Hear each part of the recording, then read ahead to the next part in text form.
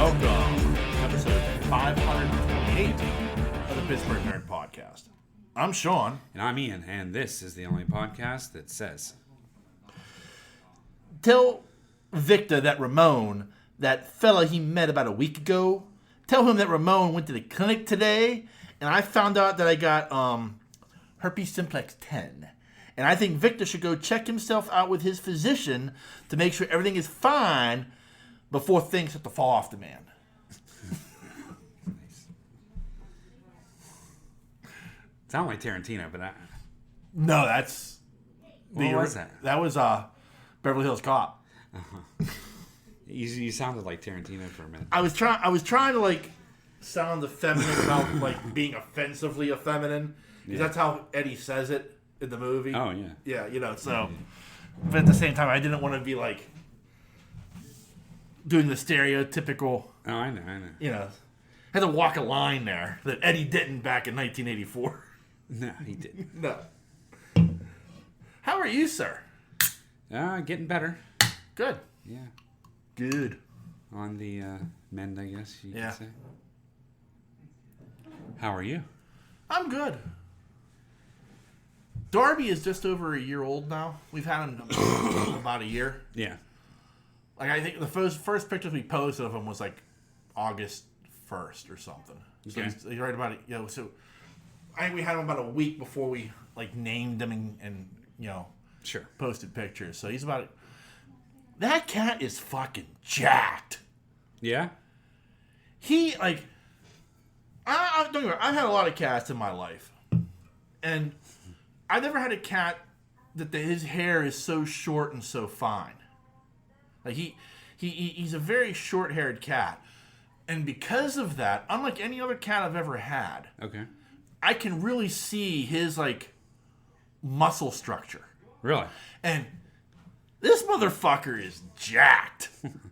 He is cut, buff, chiseled, and jacked. Nice. I'm like, holy hell, Darby. I looked at him the other day.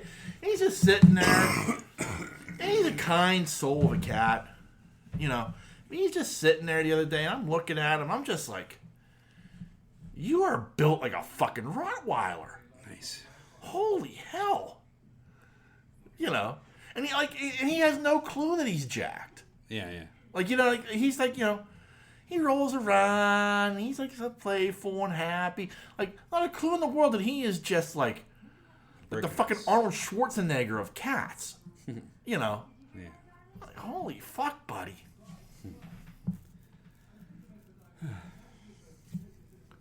But for those who are wondering, Darby and Sabine are getting along now. We have kind of fixed that situation. I don't know if I've ever reported on it, but we did. We've gotten them back together, and they are social. They're not exactly buddy-buddy like they used to, but they do play together, and they do hang out, and, you know, so it's that is a copacetic situation in the old homestead now. Right. But Darby is. I was looking at him the other day, I was just like, good Lord, buddy. You're a brick shithouse. So, yeah. So happy birthday to Darby, too. He's been with us a year. Nice.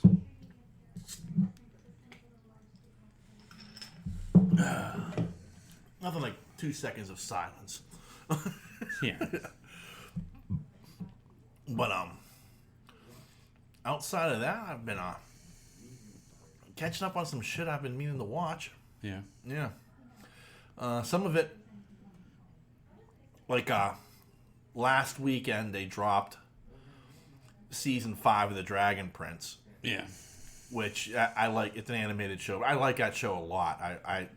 If you're somebody who hasn't watched that, and it's your cup of tea, like, I'll say that, like, if you liked Avatar: The Last Airbender, if you like the Voltron series that Netflix did a few years ago, this is going to be in your wheelhouse. It's a very, very good show. I've enjoyed the heck out of it. And season 5 was very, very good. I think they've got 2 more seasons to go. Like, I think Netflix renewed them for a total of 7 seasons. So I think I've got 2 more seasons to go before they they wrap this up. But I enjoyed season 5 a lot, and I can't wait for season 6. I watched that.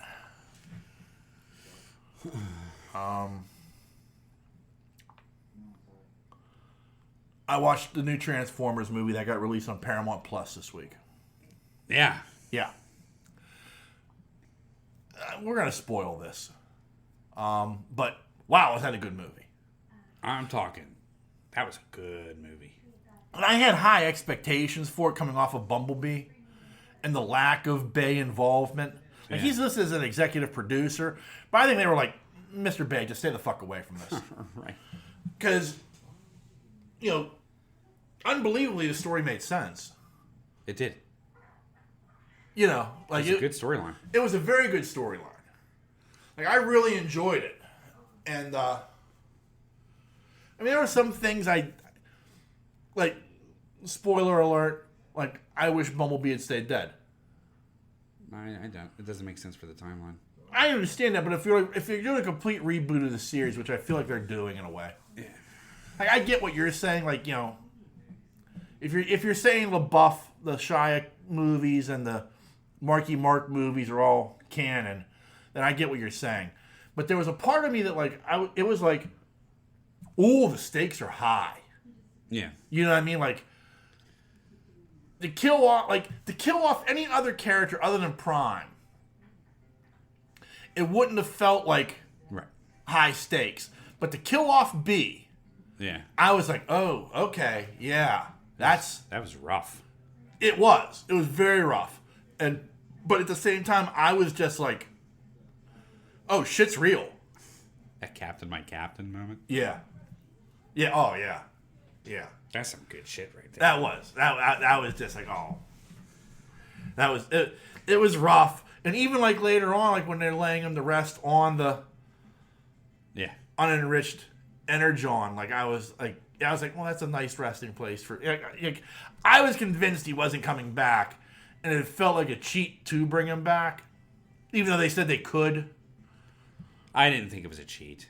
I think that Bumblebee is so cemented in this franchise that to get rid of B would be a mistake. I agree, but I also thought they were using Mirage as the replacement Bumblebee. Yeah.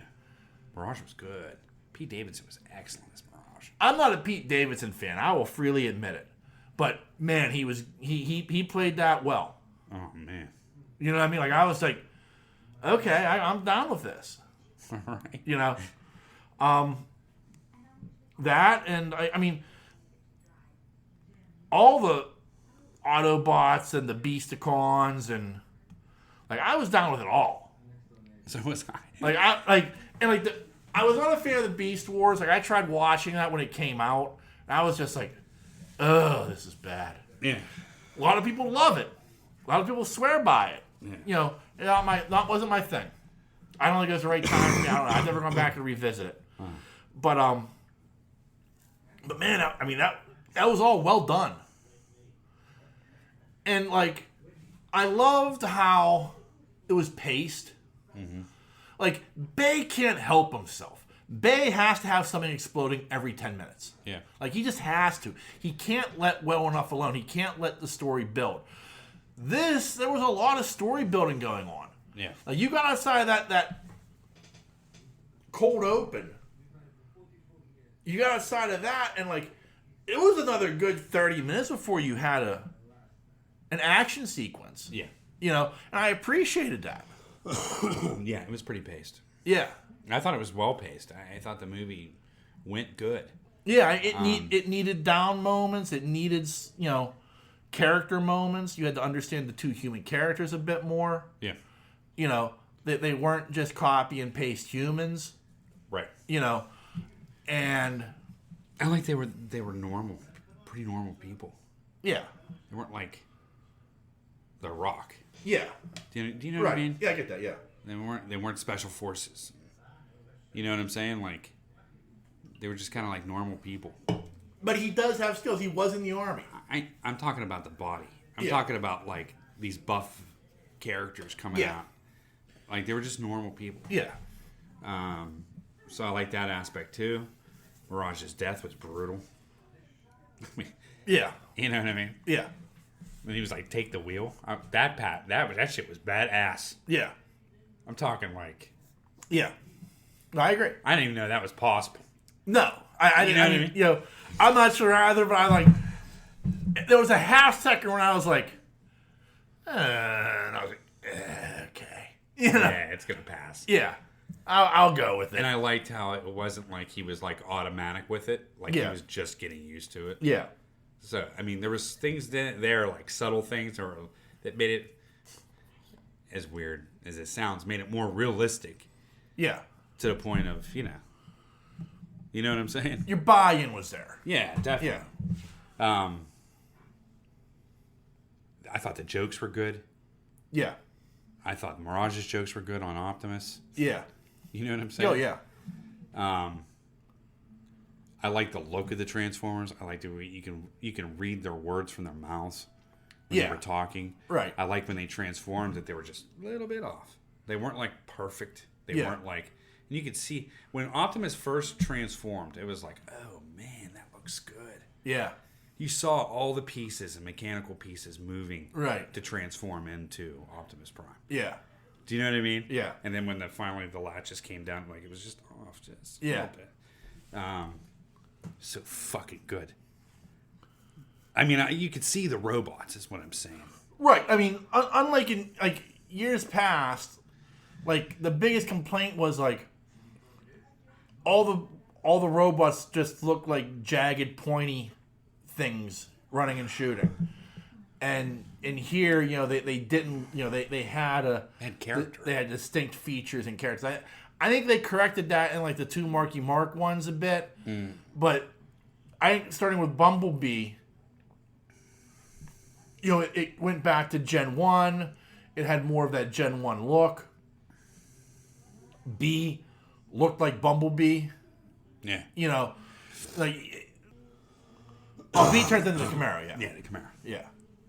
I was like, dude, that's badass. Yeah. Like, oh, why are you doing this? They just ruined Joe. And I feel like if the same people who have done Bumblebee and now have done Transformers, Rise of the Beasts, if they're... That was the one I felt like more than anything. I was like, oh... Like, I didn't even follow that character for 6 movies. But that one I was... But he was like... He put his head into her? Yeah. I'm the point I'm going to make to you. Like, And, like, I don't mean to shit all over Bay, because I feel like he's done some good stuff. Like, I think the first Transformers movie was very good. I thought the third Transformers... Like, where the trailers were actually better than all 5 of those movies combined. Yeah. And B was good, man. And this was even better. Yeah. This could be my music that was hitting when it was playing. Yeah. It fit right into the storyline. Yeah. Like, so badass. When B came out of the sky to Don't Call It a Comeback. Oh, yeah. So fucking good. Yeah. And then you had the kid storyline. I like that. Yeah. I like that aspect. Yeah. I like where they went with it. Yeah. I like where they went with that time period on those 2 characters, on where they were at in their life. Yeah. Like, yeah. Poor, couldn't get health care. Yeah. You know what I'm saying? Like, judgments. Yeah. She was the smartest one in that lab. Yeah. Yeah. But, you know what I mean? Right. Like, it hit on a lot of things that was just like, this is really well written. Yeah. No, I agree. For a period piece. I'm going to say it's a period piece. Cause yeah. It was 94. Yeah. That's 30 years ago. Yeah. But it was freaking great. Yeah. Shit was right. That may have been like one of the best movies I've seen in a couple of years. I'm telling you, okay. I just fucking loved it. I've seen it 3 times already. Yeah. I mean, I enjoyed the hell out of it. Don't get me wrong. Man. I'm right there with you. I enjoyed the hell out of it. I was so excited for that thing to come out because I knew, you know what I mean? Yeah. They just put out, when they put out B and how good it was, I'm like praying. Yeah.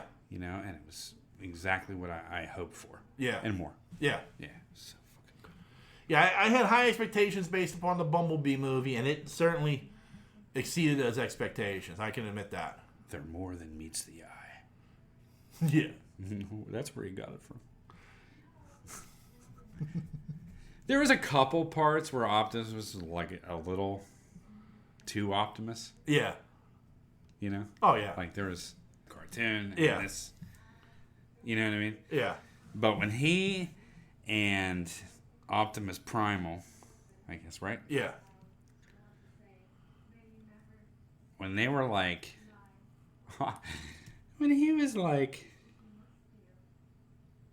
Autobots! And when he said the roll out, Yeah. you know? Ellie thought that the Primal said roar out. So we both started laughing in the theater because I knew what she was thinking. It was so funny. And we were watching it again last night. Roar out! It was so funny. The only thing that My favorite joke was when Mirage was like, can you believe Marky Mark's going to leave the Funky Bunch? He's going to be an actor? I thought, wow, that's a nice callback. Yeah, dude. Yeah. There's a lot of shit like that going on. Yeah. How about when he called out Prime on his underbite? Yeah. I was like, oh, shit. Yeah. Yeah. But, yeah, there was a lot of good shit going on in that movie. Yeah, it was just really well done. Yeah. I like the fact that they brought in these characters.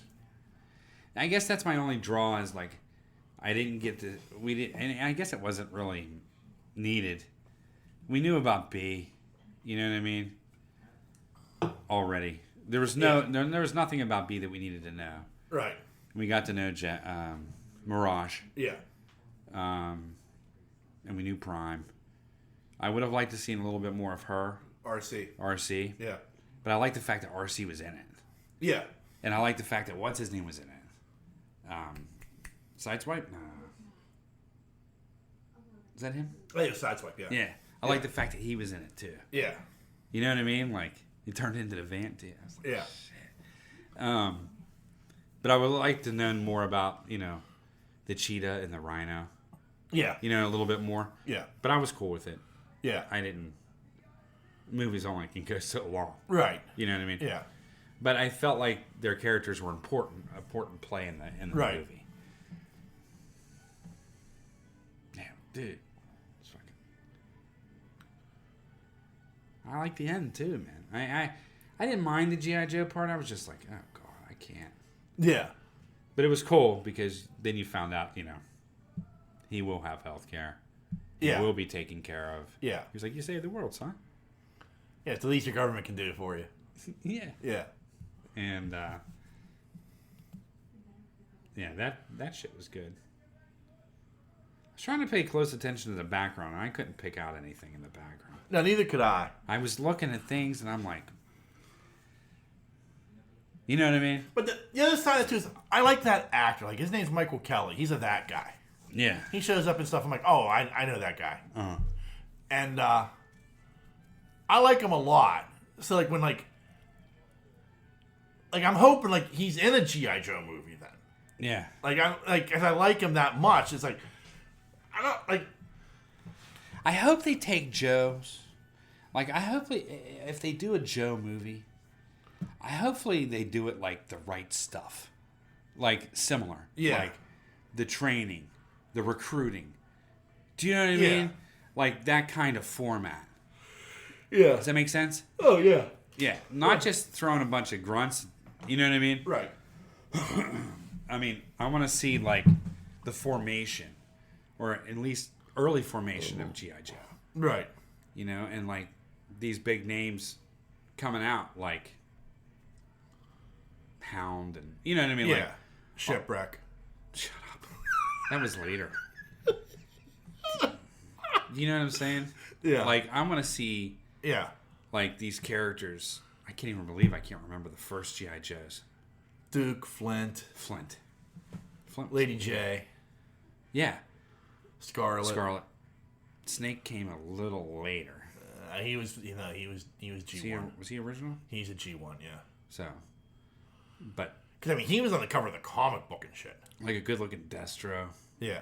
You know what I mean? But like, I want to see like the formation. Yeah. Like, of things. Right. You know, and then go from there. Like that's the only thing. And that's like for a reboot. I do want them to start from the beginning because they've ruined every fucking movie. Yeah. No, I agree. You know, and like just let it build upon that, and maybe you can have a small little franchise there. Yeah. Where you can put out like 2 or 3 movies. You know what I mean? Yeah. And keep some of your central characters around. Right. You know, don't kill off. Yeah. The most important characters. Yeah. So, I don't know. And that's just my feeling. I mean, there's a lot of... You can tell any story you want. Yeah. There's no really storyline in G.I. Joe. I mean, there's an overarching... Right. Cobra and the Joes. Right. That's the arc. Yeah. That is the arc. Pretty small. Yeah. I mean, that's all there is. I mean, there's all kinds of filler you can do there. You can... You know, there's all kinds of shit you can do with that. I agree. So, hopefully, they'll do it half justice. I'm just waiting for G.I. Joe Origin Shipwreck. That'd be amazing. With the parrot. With the parrot, yes. I think G.I. Joe Shipwreck should be like... I don't know.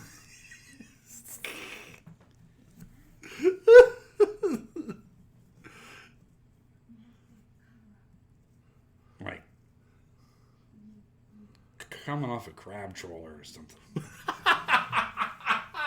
You know what I mean? Yeah, Yeah. Like, something like that. working in Alaska, the Yeah. Bering Sea. Yeah, something like that. Yeah. Not like one of the village people.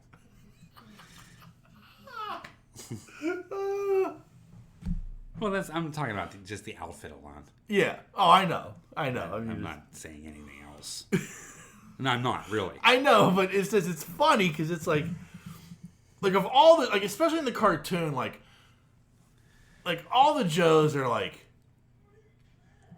so like overblown good guys, and then there's Shipwreck. Yeah. You know, who like you just looking at him, you feel like yeah, this guy's got an STD in Tijuana. Yeah, this guy's a Judas. Yeah, he's. Everybody else is like, like white bread, whole milk drinking, Yeah. like there is, and then there's like Shipwreck, who like you literally think he has seen a donkey show. Yeah. It's terrible. He's like, like, where did they just come up with this guy? Why do you have, like, a beard? And the parrot, like, the parrot's seen things, Yeah. Probably encouraged some things. So anyway, Joe was good. I mean, Transformers, yes. I watched, it was funny, so I was working, this guy had music on videos. He's playing a lot of 80s videos. So it was going through, like, popular. He was just doing popular, like Michael Jackson, all that shit, Prince, all this stuff. And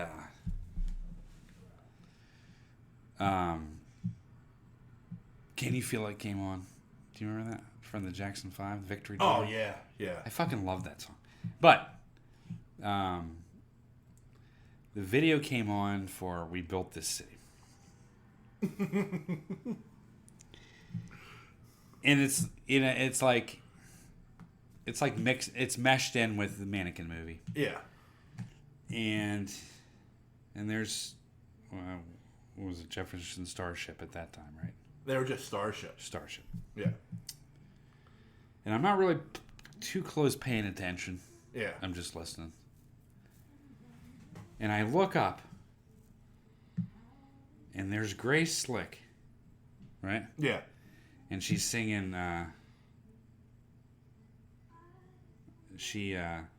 what part was it? I'm trying to get through the words. Anyway, she's sitting there singing this, like, sort of serious part. Yeah. She looks like one of the fucking Golden Girls. Oh, They yeah. dressed her so fucking bad. And, like, she does. She looks like one of the Golden Girls. Yeah. She looks like fucking Blanche. I just couldn't believe it. Now, you look at Heart videos from back then. Yeah. They look amazing. Yeah. Yeah. Really. Yeah. They look amazing. But Grace Slick looks like, I'm telling you, she looked like one of the Golden Girls. It was horrible. Yeah. It's a horrible song. I like the song, but I will admit the video is ass. Like she does, because she's wearing like the waist high pants with like suspenders and like a neon shirt, like long sleeve neon shirt. Nah. I think no. Nah. I could have swore that was the one. Maybe it's the other song. No, she's got like a fucking cardigan on with fucking bedazzles on it. Oh.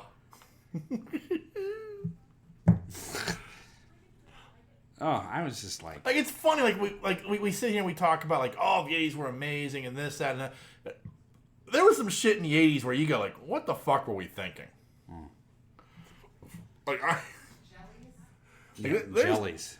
Yeah, I mean, there are some '80s fashions where I go like, what were people thinking? Like I look back on my own '80s fashion. It was basically blue jeans and t-shirts, the same fucking thing I'm wearing now. Yeah. You know. Back then, though, there were people who were like, Well, there was pegged pants. Yeah. I never pegged my pants. I was never into that. Really? Yeah. I used to wear, like boot-cut jeans.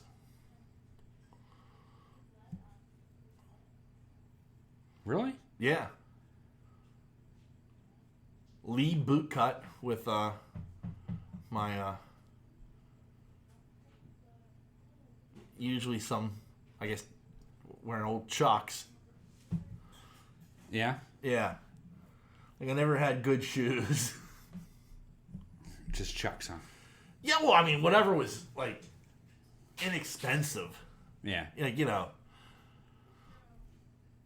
think I had a pair of Reeboks once. Like, I got my parents to buy me a pair of Reeboks. And, like it was like, these motherfuckers have to last you the entire year. I remember, like, I was like duct taping those things fucked together because they weren't buying me any more shoes. Yeah. Yeah.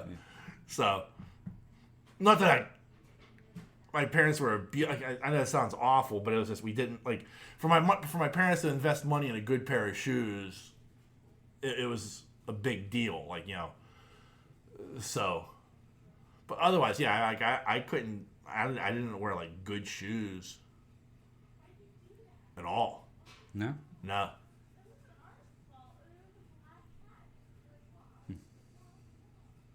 Just one of those things. Hey. I mean, there was the one year, I tried to get our grandmother. She's like, what kind of shoes do you want? I'm like, I want Keds. And she bought me these shoes, and I opened up the box, and they're kids. Like literally, hand to fucking God. Roos. I wore Roos. I think I wore a few pair of Roos. Yeah. But yeah, these shoes. Like I asked for Keds, Keds, and she bought me these. They were like canvas, and like along the sole were like these cartoon children. Oh shit. Oh yeah, like 12-year-old me was like, how do you even find this shit in my size? I can't wear this. Yeah, I'm gonna get my ass beat. Yeah. Like kids. I thought you wanted kids. This is what you asked for. I'm like, kids. What the fuck is wrong with you, woman? Kids. So yeah. Roos. I think I had a couple pair of Roos. Roos were cool because they had a pocket on the Yeah. side. Like I think I could get away with those too because it was like, well, that's what Walter Payton wore. Walter Payton wore Roos? Yeah. Yeah, he even wore like a Roos headband. Oh, yeah? Yeah.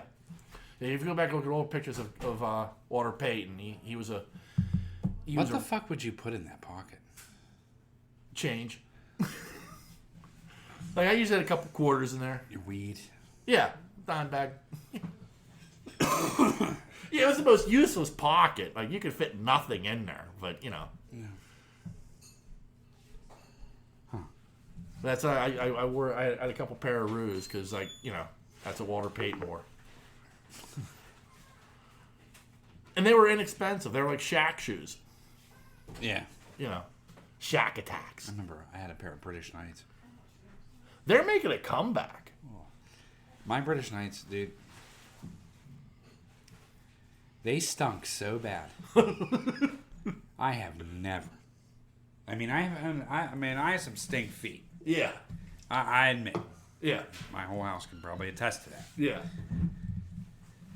But I had this pair of British Knights that smelled like death. Like, my mom made me put them outside. Yeah. Like, they were so bad. I remember that.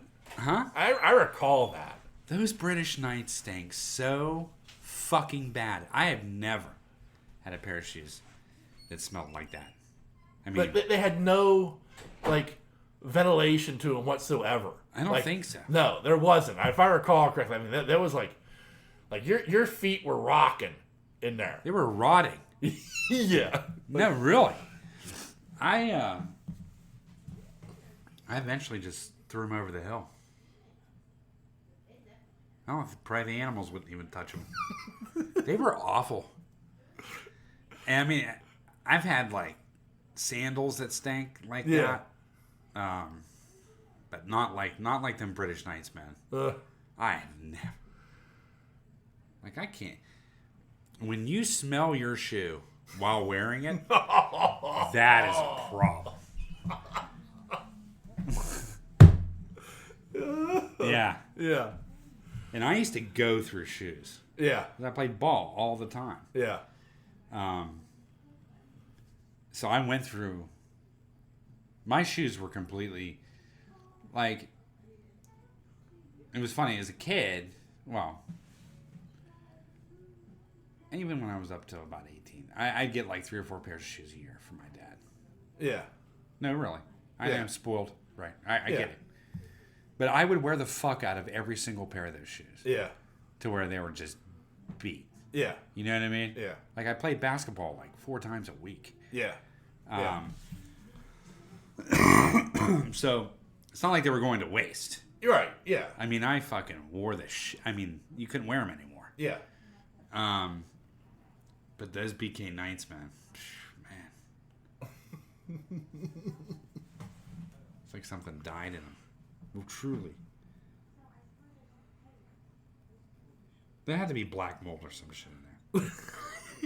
Something terrible. Yeah. Well, I mean, like, it would go through my sock. Yeah. You know? And and there'd be, like, black shit on the bottom of my sock. Yeah. There's something in there. It was just not... Horsehair. There's something. Yeah. Like, you know, that soul. Horse glue or some shit. Ugh. Ew. So, I swore off British Knights. Yeah. I'll never have a pair again. Yeah. I don't care if they're brand new. Yeah, I just saw on Facebook there was an ad for British Knights. I think we're making a comeback. I'm like, wow, there's a blast from the past. All right. It's funny. I had most of those shoes back then. And the Reebok pumps, those broke down quick. Yeah. I can remember that. Yeah. Playing ball. The best shoes I ever had for ball were Jordans. Yeah. Best shoes I ever owned in my life. 2 pairs. They went the distance. Yeah. I mean, they went forever. Yeah. Finally, it started separating. The stitching. There are people out there who are just rolling over like, oh, I can't believe you wore them like that. I did. Yeah. Ball on. Yeah. That's what they were meant for. I know. Yeah. But I mean, like, I'm not talking about the early Jordans. Right, but still, like, any version of a Jordan now, like, if you, like, tell them, like, I had a 1992 Jordan, people are going to be like, well, in today's market, that's worth, you know, and you just wore them. Oh, I did. I wore them. Yeah. It's like jeans for me. Yeah. You know? I don't own many clothes. Like, I have a pair of khakis, you know. But I don't own many clothes that I can't work in. Yeah. Like outside. Yeah. You're cutting grass in those jeans. And I'm like, they're jeans. Yeah, they're meant to do. That's Well, I mean, it's like that's what you do. That's why, number one reason that I have not bought a pair of Levi's off the shelf. Yeah. In close to 25 years. Yeah. I buy all my Levi's either from Gabe's or Goodwill. Yeah. Or Salvation Army. Yeah. Because I will not pay top dollar $65, $75 for one pair of jeans. Yeah. Then I'd be like, yeah, I don't think I'm going to cut grass in these. I just paid $75 for them. Right. Hey, I paid $20 for these at frickin' Salvation Army. Yeah. They're my size. They're not acid washed. They're regular old Levi's, straight cut, straight leg. Yeah. I'm cutting grass. Hell yeah. You know what I mean? And the Levi's are the one jean that looks better as it gets worn. Yeah. Like, the more times you wash it, the more it's worn, the better the Levi's feel and look. It's almost like you have to break in Levi's. Yeah. And so the only jean I know of like that. Yeah. Wranglers or Dickies or whatever you want to throw at me. Yeah. They end up breaking down way before Levi's do. Lee used to be that way. Yeah, used to be. Yeah. Used to be. Yeah. But you say that, it's like funny, like you talk like, like we're talking about like, people were like, oh, I can't believe you just wore those shoes like that. Well, the same thing with like toys. Like, oh, yeah. We had toys we had Gen 1s. Yeah. So like, I can't believe you played with them. What the fuck else was I supposed to do with them? That's what we did. I was 10. Yeah. I wasn't sitting there at 10 thinking, well, this is a future investment. Thank you, mother and father. Right. No, I was like, let's get this motherfucker out of the package. I want to play with R2. Yeah. Or even our Joes. I mean, Yeah. So, I mean, we played. That's what we did. Yeah. That's what you're supposed to do. I mean, I get the rarity. I understand. Right. But the rarity is because of the fact that back then nobody was saving as a collector's item. It was being played with. Right.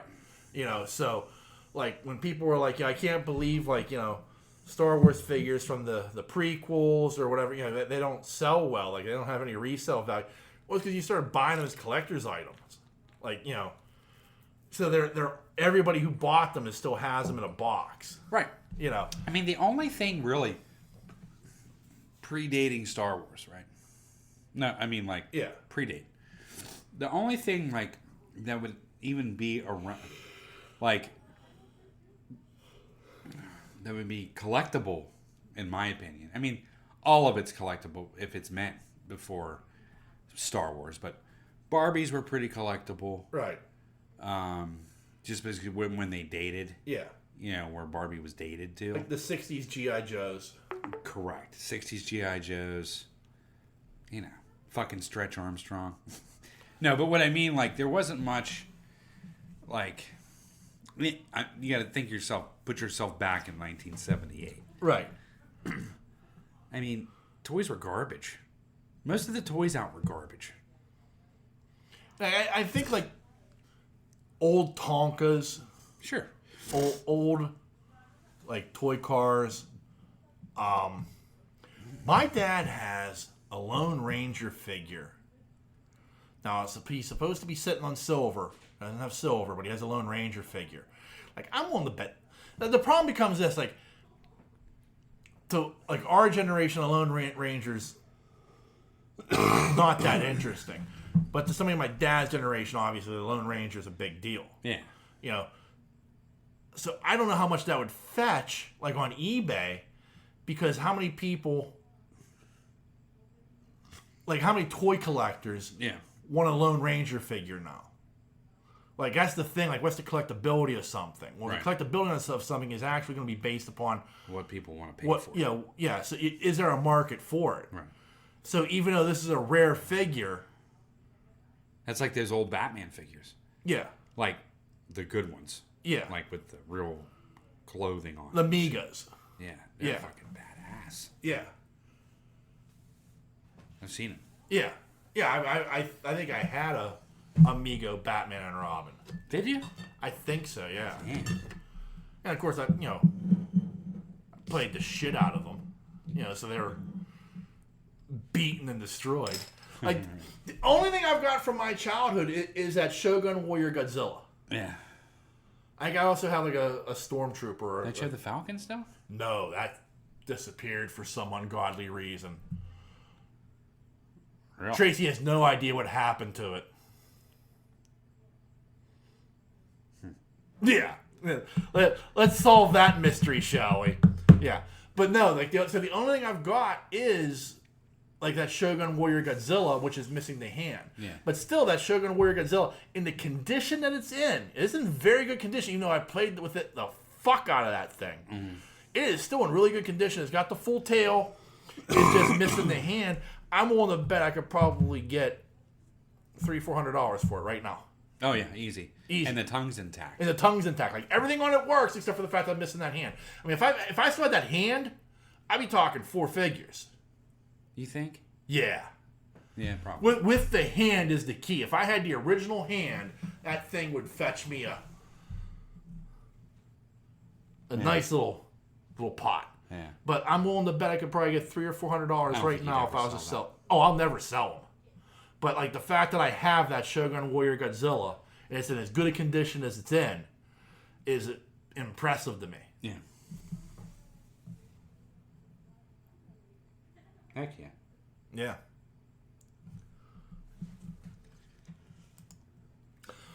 All right, so there are a couple other things I watched this week. Okay. I will give my review for Marvel Secret Invasion. Okay. That was a waste of time. Really? Yeah. I thought you were liking that. Like, I hate to say it because like I kind of was like I think I was convincing myself I liked it, and I got to the end of it, and at the end of it I was just like, what?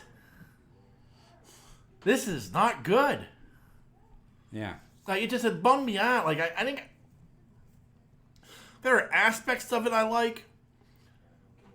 There were things about it, like the whole thing with the Super Skrulls and everything else they kind of did. And I was like, okay, I'm here. I'm along for the ride. Yeah. But as I got to the end of it, by the time I got to the end of it, I was just like, yeah, that's no good. Yeah. That did not work for me. Huh. And it bums me out because I wanted to like it. Yeah. That sucks. Yeah, like it really did. It bummed me out like a lot. Like I was like really like, I can't believe that happened. Huh. So, if you haven't watched that yet, I would tell you to avoid it. Like I don't even know how it's going to tie into anything. Really? Yeah, like other than a couple of little things here and there, it's like. Huh. Interesting. Yeah. I watched that. I binged a show yesterday called In From the Cold. Yeah. Now, hello, Rogue. What would you like to say, Rogue? Yeah. What do you want for the podcast? Right? Yeah. There's an In From the Cold. It's a Netflix show. Yeah. The trailer gives me a premise. And I'm all in on the premise. And the premise was essentially this woman in the 90s was a Russian spy. Okay. And she found a way to leave the game and settle down and have a life. And here it is, 2023, and somebody finds her and is basically blackmailing, a CIA operative blackmailing her into getting back into the spy game because she was just that good. Okay. And what's it called again? In From the Cold. Okay. So this premise, I'm all in on. I'm like, okay, this is the kind of thing I like. Well, then, at the end of the first episode, I got a what the fuck moment. Okay. And I'll spoil it for you. She has mutant abilities. Oh, God. She can morph herself into other people. Okay. She can also hide herself via camouflage. Like, she can bend light around her. And it's like, what the fuck? It turns out, like, she took some Russian experimental drug. She's the only person to survive it. And now it gave her these abilities. And she was able to use those abilities to kill people in the 90s. Yeah. And then, so I'm like, what the hell? This isn't what I signed up for. Yeah. I went with it. The show's okay. Like, if based off the premise I've just fed you, if that sounds interesting to you, then you're probably going to enjoy the show. Yeah. Okay? But it took me another episode to be like okay with it. Like, I watched the first episode, and by the end of the first episode, at the end of that first episode, I'm like, what the fuck? Yeah. And I was like, okay, like everything else about this show is interesting enough. I'm gonna stick with it. Yeah. It's now explained to me the rules of the game. There were still some things about it I didn't like in the second episode, she's like, yeah, I don't know if I can do that again. It takes a toll on my body. Well, she's doing it all the fucking time. Yeah. So, like, that kind of, I was like, okay. But, like, overall, like, the show was, like, all right. Like, once you get past that the basics of the premises, this is more than just a spy show. Yeah. Which is what I was buying into at first. Sure. Once you pass that threshold and you buy into that, the show's all right. It wasn't phenomenal, but like if the premise sounds interesting to you, I would recommend giving it a watch. Yeah. But like I sat through it. 8 episodes. I watched all 8 of them yesterday. At the end of it, I didn't feel like I wasted my time. Okay. If they make a second season, if they don't make a second season, I'm not going to lose any sleep over it. Mm-hmm. You know what I mean? Like, I enjoyed it enough that it's like, hey, if there's a second season, I'll probably watch it. But if they don't, I'm okay with that. Okay. You know what I mean? So that was that. And now I think we get to the main event. The 2 new episodes of Star Trek Strange New Worlds. Oh, man, were they good. 2 very different episodes. Oh, yeah.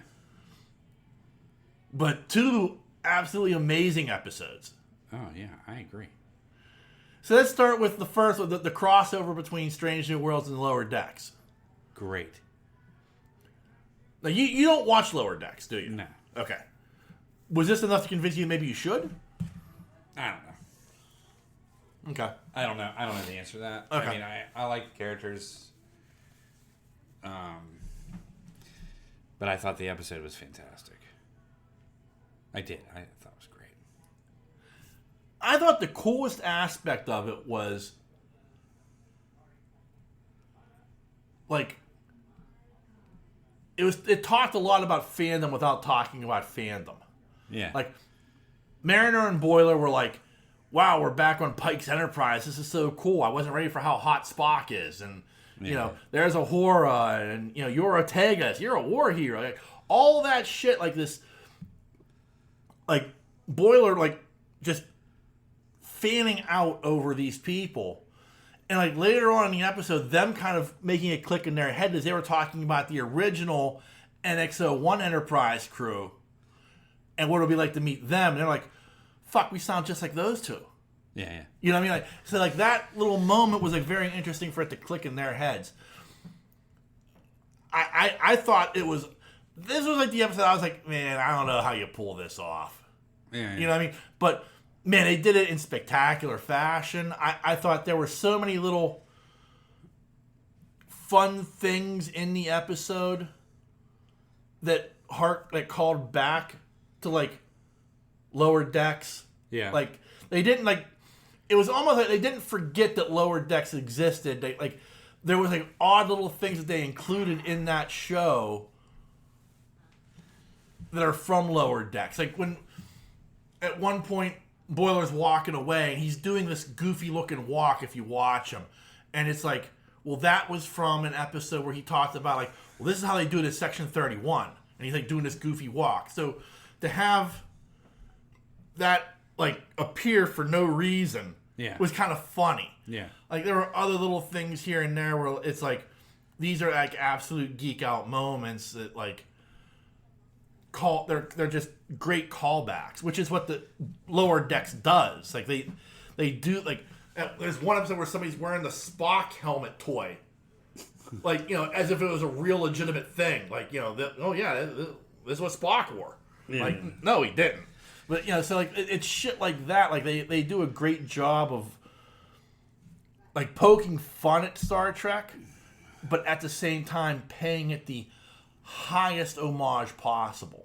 Yeah. You know what I mean? Like it's a fantastic show for that. I thought that translated really well to this episode. Yeah. And like the little attentions to detail, like at one you see the bottom of Boiler's shoe and has a Federation Delta on it. Well, that's straight from the cartoon. So they like you've seen the bottom of their shoes in the cartoon. They have the Delta, so they put it on the shoe in real life. Like it was like little touches like that I thought were like really, really well done. I loved it. Yeah, I did. It's very good. And the contrasting episode, the one with the Klingon. I didn't see that. You didn't watch that one yet? Maybe I thought that was the only one that was out. No, they released a new one on Thursday. Sure. I'm positive because I watched it. The Klingon. Yeah. No, I didn't see it. Oh, shit. I ain't saying a fucking word.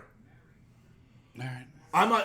All I will tell you is that may be the single best episode of television I have ever watched. Really? This episode is so fucking good. Huh. I don't know how I missed it. I don't know either, but yeah, they released a new episode on Thursday. Like they released the crossover on Saturday night when we were recording the show. They released a new episode on Thursday. Because I even went and watched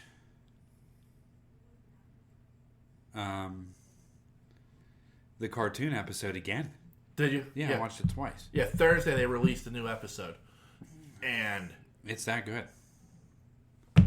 I am telling you now, like I don't say that lightly at all. Yeah. Like over the years I think about like, man, I've watched some great television over the years. Like, the early days of The Walking Dead. Happy Days. Chips. Chips. I put that on the other night, and I think Lisa was like, what the fuck? I was like, I just want to watch the beginning. Yeah, BJ and the Bear. I just wanted to watch the beginning. The beginning. Oh.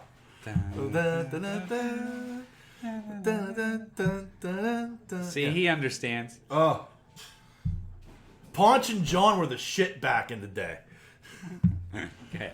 But like BJ and the Bear, Sheriff Lobo, like these are all classic television. And I kid. I know. But really, I have watched some, like you talk about like a moment in a TV show where you're just like, wow, I can't believe that even exists. And this is like, that was an amazing episode of TV that I can't think of anything that would top it. I can't wait till you watch it now because... Holy fuck, I'll let you know tonight when I watch it. Yeah, because it's that fucking good. Like I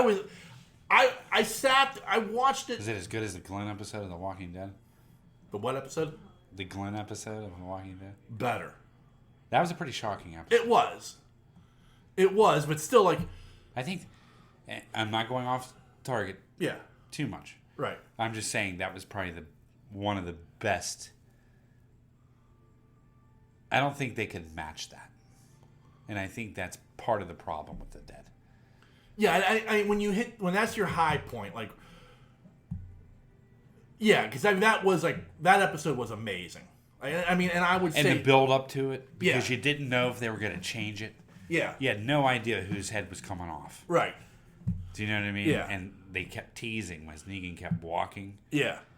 The build up to it, and like after that, it just started going downhill. Yeah. Like you just couldn't. Yeah, it crescendoed at that point and could never get back to it. Yeah, and that's why I kind of lost interest. I mean, like, anyway. But yeah, I mean that's an amazing episode of television. Like, there are episodes of like the rebooted Battlestar Galactica that I think like that's amazing television. I can't believe that happened. Mm-hmm. You know, but this was just like so. I can't wait till you watch it just because I want to hear your reaction. That's so wild. It was on because I was looking for something the other night and I ended up watching an episode of Deadliest Catch. I watched. I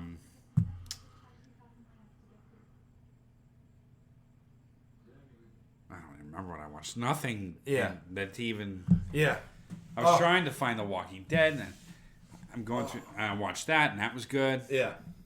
But I didn't even know there was another episode. Oh. Yeah, because next week is the finale with the musical episode. Yeah, how do you feel about that? Okay. We know how I feel about musicals. And you hate them. I do. I know right off the bat this episode is not going to be my cup of tea. Okay. Okay, like I just know that. But at the same time, I am willing to give that episode a pass. Like, that show is good enough that I understand why you feel the need to do it. It doesn't bother me that you feel the need to do it. It's not going to be an episode I probably enjoy that much, but I'm not going to sit here and shit all over it. The show's so good, and they can do whatever the fuck they want with it. That's how good the show is. Right. Like this whole crossover with the cartoon. Right. Who would have ever, in their minds, would have thought that they would have done that? And they did it very, very well. Yeah. And coming off of this episode with this Klingon, that episode is so fucking good that I'm willing to be like, yeah, do a musical episode because you need to lighten the mood. Okay. Like, this episode goes to places. I'm saying too much. Like it. Yeah, I'll watch it. Yeah. Oh. You know what I also liked about the cartoon episode is like I loved how they acknowledged the whole poster, her poster. Yeah. That's fucking. Yeah. That's like the ultimate. Yeah. Like you're not just history, but you're like one of the reasons people join Starfleet. Yeah. You know, it's like the ultimate respect. Does that make sense? Coming off of the trial episode. Yeah. Like, she's probably spent this entire time in a weird place, and to find out she is the poster girl. She is the reason people are joining Starfleet. And that's put on the poster. Yeah. Is like. Yeah, big time. Yeah. Also, too, Pike's death. Oh, yeah, when he did the whole, like, oh, you know about it, and, you know, and that. Yeah. I don't know what's going on there. What do you mean? Like, Pike knows he's going to die. He's seen his future. Right. He knows he's destined for the box. Yeah. Like, he doesn't die. Yeah. But he ends up, you know, in that what might as well be a prison of his own mind at that point. Yeah. You know. And yeah, that's all they were just like insinuating was like, because they're trying very hard to play by the temporal rules that are given to them. Like, if you travel back in time, these are the rules you can't break. Right. You know, and they're both idiots enough that they're breaking the rules on a regular basis. And this is the one time they're trying really hard not to. But they also are trying in a way to, like, tell Pike, like, hey, you need to do this because you never know. You know what I mean? Without and he's like, oh, you mean what's going to happen to me? And like, oh, you know about the box? Oh, okay, yeah, okay. You know, like, so, like, it's a funny moment because it's like they know what happens to them because they're from the future. Right. but they don't know that he knows what's going to happen to him. And when does this timeline take place? We don't know. Well, this is the original timeline. No. When is it? When does his death take place? Do we know that? There's no given year. No, but I mean, you figure. I gotta figure it's gotta be within the next 10 years. He goes out. Because, like, if you remember, like, it was the one episode where, well, the season finale from the season before, where he meets that one kid, like, they're like 10 years old, and they're going to be one of the people that die. Oh, yeah. And so he was trying to convince them to not, and that's when future Pike comes back and is like, yeah, no, you can't do this. And this is why. Yeah. So, like, you know, somebody else has to be in the chair of this ship. Yeah. It can't always be you. Oh. So, yeah, we'll see. It should be good. Yeah, like I said, I'm not holding out hope that I'm going to like that episode, but I'm not going to sit here and shit on it either. Like, there are people who, like, when that episode was announced, like, when they released the mini trailer for it, people are like, oh, this is horrible, and this isn't Star Trek. And I'm like... It kind of is, in a way. If you go to the roots of Roddenberry... Yeah, like, everybody's happy and peaceful. I mean, the whole thing is they're going through some kind of temporal something. Right. There's something causing it. Yeah. But, like, my whole thing is like... You've given me 20 episodes of a show. 19 of them I've thought have been phenomenal. This one just isn't my cup of tea. But you don't know yet. I mean, right. You might like it. I might like it. But I'm not going to shit all over it because it's like, oh, I can't believe they're doing a fucking musical episode. What the fuck are they thinking?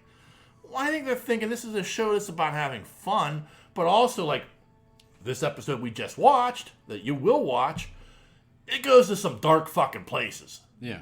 You know, it is capable of doing multiple things. It's capable of being goofy and fun, like you saw at the crossover episode. It's capable of being a morality tale. It's capable of being a lot of different things.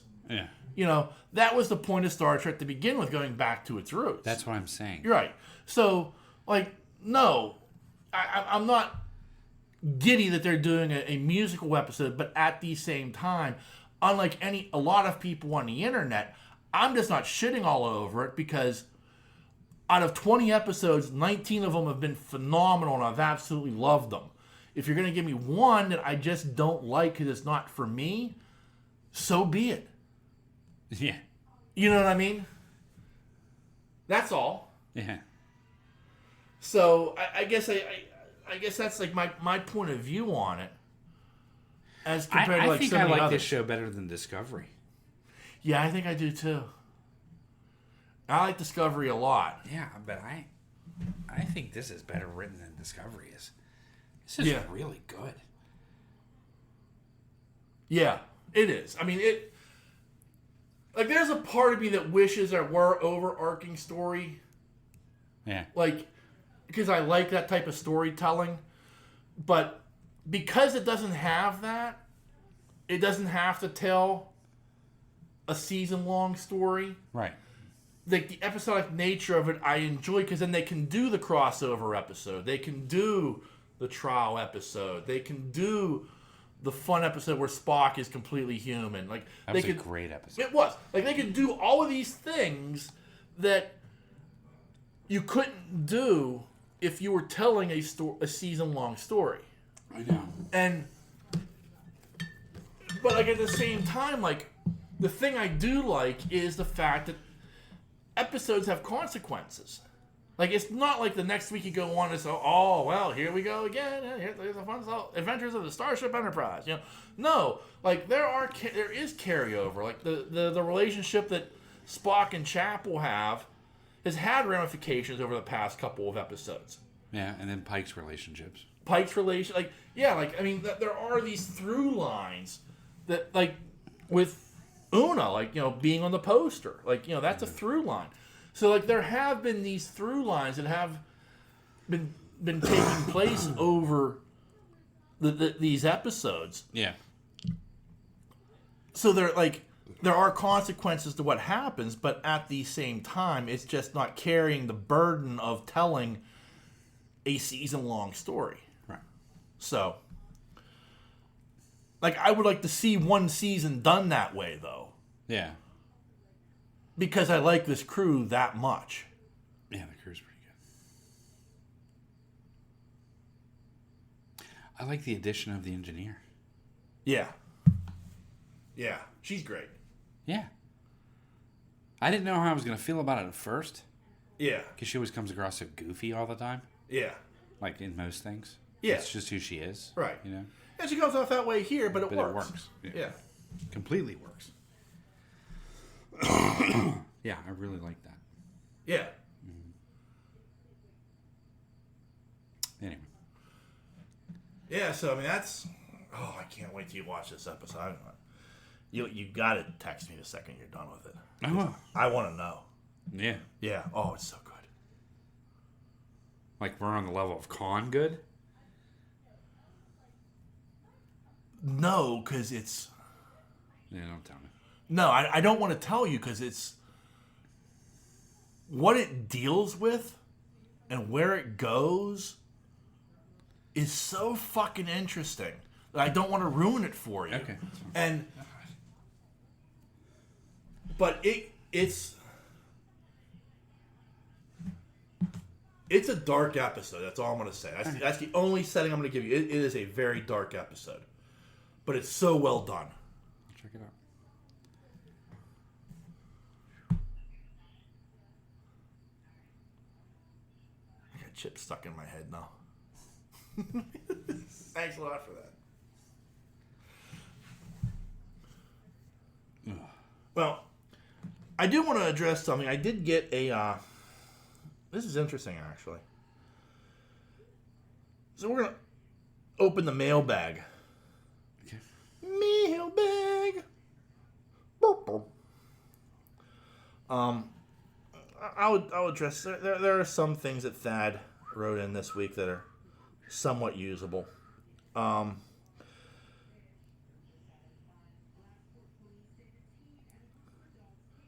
This is what I don't understand about Thad. Okay, like so he says, I can see the Steelers going 10-7. I can't see them doing any better this year. I mean, we have the fourth best quarterback in the division. The QB ranks are Burrow 1, Jackson 2, Watson 3, and Pickett 4. I think since he sweeps us and we go 1-1 with the other three teams. Well, we only play two other teams in the division. Dumbass. My prediction is Najee Harris gets benched mid-year for Warren starting. Rookie of the year, Watt only plays 12 games due to injury. Last prediction, Freiermuth leads all tight ends with touchdown catches. Like, I think Najee Harris is going to have a big year this year. Okay. I really do. Like, I think the offensive line, I think half his problem is the offense. When he starts running the ball with authority, he's hard to stop. And if he gets the line is open up some holes for him, and he can actually get first contact 3 yards down the field instead of 1 yard behind the line of scrimmage, yeah, you're going to see him improve. The thing I don't understand is, and maybe it's because Kenny Pickett is from Pitt, that just does not believe in Kenny Pickett. And if you're telling me the Steelers are going to go 10-7, but you don't like Pickett, you don't think the running back's very good, and you tell me T.J. Watt's going to miss 5 games, I'm not quite sure how you're getting a 10-7 record out of this, Thad. Yeah. You know. And he says Freiermuth will lead all tight ends to touchdown catches. Well, look, I like Pat Freiermuth. I really do. I think he's a hell of a tight end. I like him a lot, but he's not Travis Kelce. No. Yeah, I mean, not even close. Right. Well, I mean, Gronk's not in the league anymore. Who's the right? But you look at who's the best tight end in the league? Well, it's Travis Kelce. Right. And I mean, half of what makes it Travis Kelce. First off, again, That means Kenny Pickett is throwing touchdown passes to Pat Fryermuth. You know, unless you're going back to Mitch Trubisky, which, you know, no. So, like, I have to take what everything Thad says here, like, with a grain of salt. So, but thank you for the write-in, Thad. But I did also want to acknowledge, that's the wrong app. There's a new friend of the show. Cool. Yes. Her name is Lisa. She wrote it. She messaged me on our Facebook page. So thank you for liking the Facebook page and liking the show. Cool. But she asked have we ever discussed the Mr. Robot series? Now I can't remember if you watched it or not. I think you did. I did. Okay. And I have not. You liked it a lot, though. I did. You watched the entire series? Yep. Okay. I was planning on starting to watch it this weekend, but there's apparently we had a problem with Amazon. I have to get that fixed. That's why I ended up watching the other shit I watched. But she was very polite. She calls us expert reviewers, which we are not. But thank you for thinking that. Yeah. She's been listening for about 6 months and finds the podcast casual and relaxing. Oh, good. That's, I hope, because we find it casual and relaxing as well. She also said, based upon our recommendation, she went to Jim's Famous Hot Dogs. Now, I didn't get too far into what she got, but I hope it was a dog with sauce, cheese, and onion. Okay. That's what I'm hoping you got, because that's the shit. And she thanked us for all we do. First off, you know, writing in, letting us know you're out there. We appreciate that. I will get around to watching Mr. Robot, I promise. Like, this is something I do want to watch. Man, let's get serious. Yeah. I remember you things there, sir? No, I'm good. Oh, remember there are a number of different ways you can reach out and touch us. You can send us an email. That email address is pittsburghnerd@yahoo.com. You can also find us on Facebook and Twitter or Mastodon. Just search Pittsburgh Nerd Podcast. We're very, very easy to find. And we are on a number of podcasting networks. You can find us on the Tangent Bound Network, the Weeby Geeks Network, and the Pod Breed Network. Just give them a Google search, and you'll find all the other great podcasts they have to offer.